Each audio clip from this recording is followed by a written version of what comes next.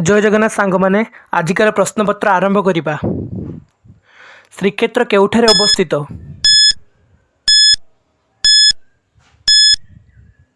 उत्तर हेउची पुरी। अर्क क्षेत्र केउठारे अवस्थित?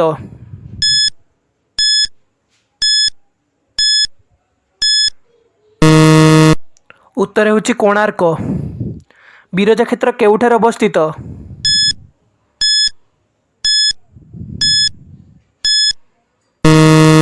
उत्तर हेउची जाजपुर। तुलसी क्षेत्र केउठारे अवस्थित?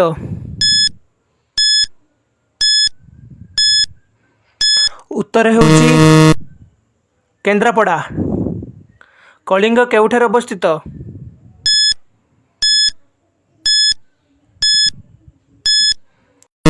हेउची भुवनेश्वर।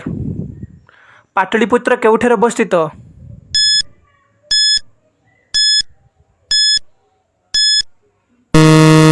उत्तर हेउची पाटना। मगध केउठारे अवस्थित?